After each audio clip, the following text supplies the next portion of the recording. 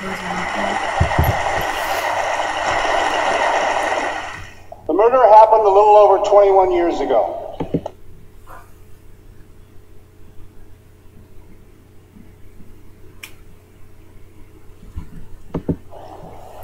January the 18th, 1991.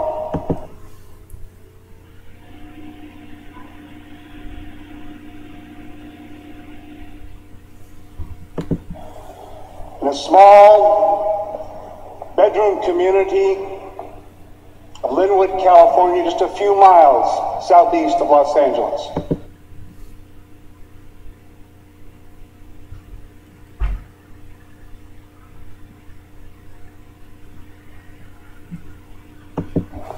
Father came out his house to tell his teenage son and his 5 friends that it was time for them to stop horsing around on the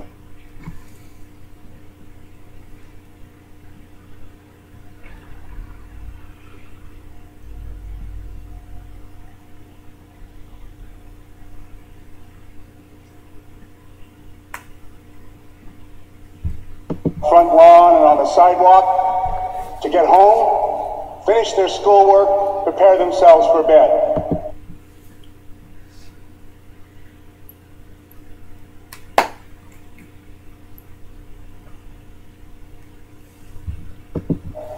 And as the father was administering these instructions, a car drove by slowly.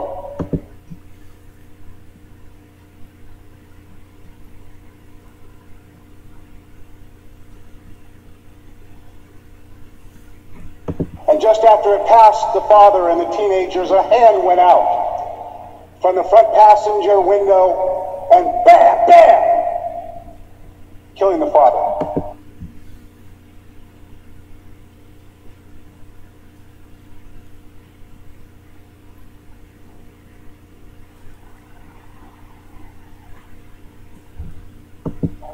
And the car sped off. The police investigating officers were amazingly efficient.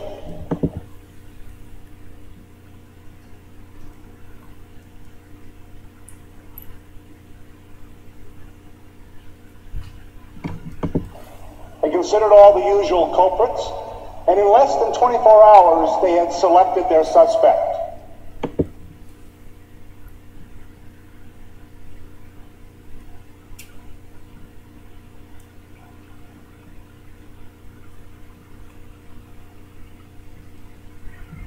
Francisco Carrillo, a 17-year-old kid who lived about 2 or 3 blocks away from where the shooting occurred.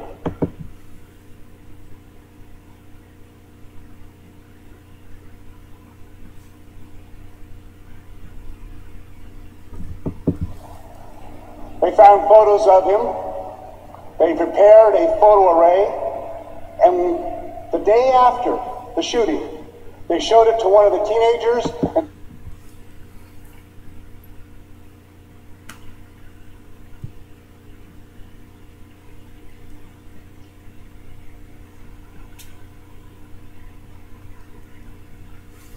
and he said, "That's the picture."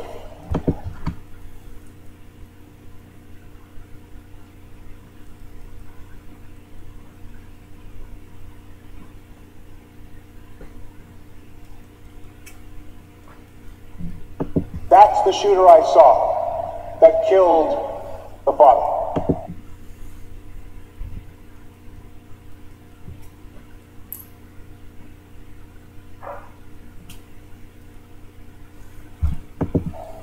That was all a preliminary hearing judge had to listen to bind Mr. Carrillo over to stand trial for a first-degree murder.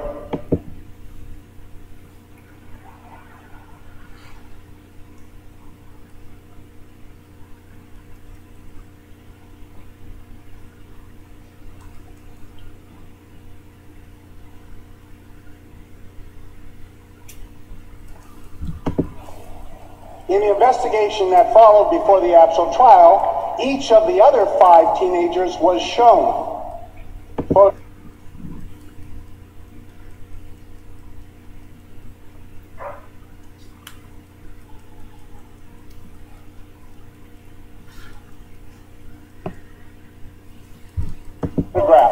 same photo array.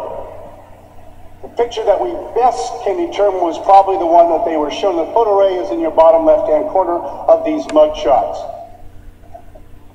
The reason we're not sure absolutely is because of the nature of evidence preservation in our judicial system, but that's another whole TEDx talk for later.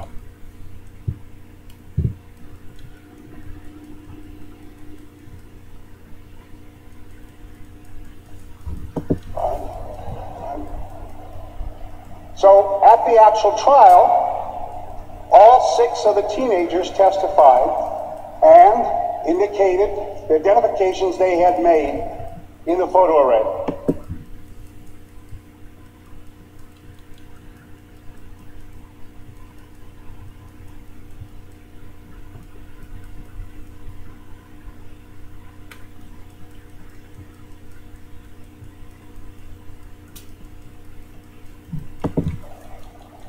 He was convicted.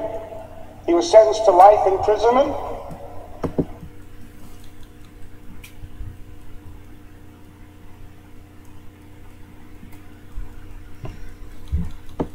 And transported to Folsom Prison.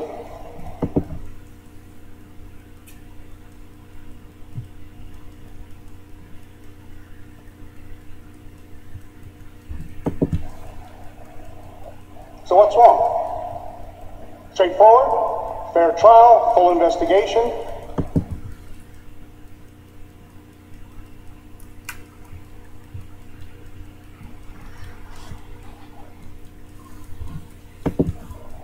Oh yes, no gun was ever found. No vehicle was ever identified as being the one in which the shooter had extended his arm.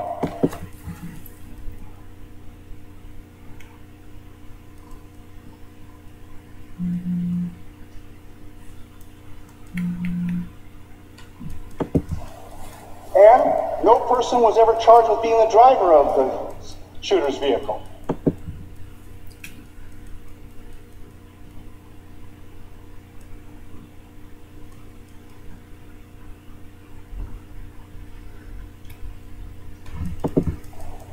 And Mr. Carrillo's alibi? Which of those parents here in the room might not lie concerning the whereabouts of your son or daughter in an investigation of a killing?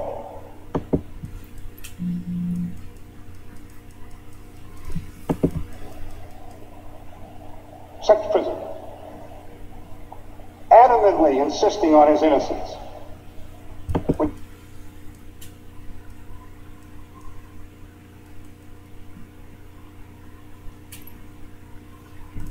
He has consistently for 21 years. So what's the problem? The problem is actually for this kind of case come manyfold from decades of scientific research involving human memory.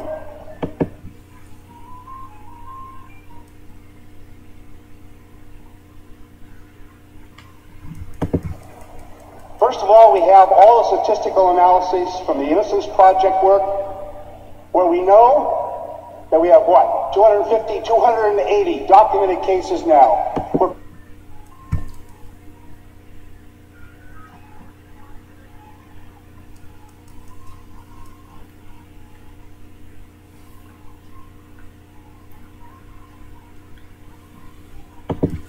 People have been wrongfully convicted and subsequently exonerated, some from death row.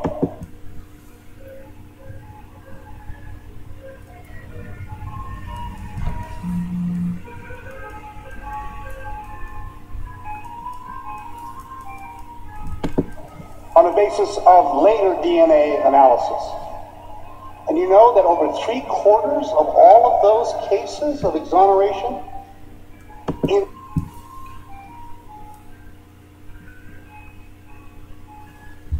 involved only eyewitness identification testimony during the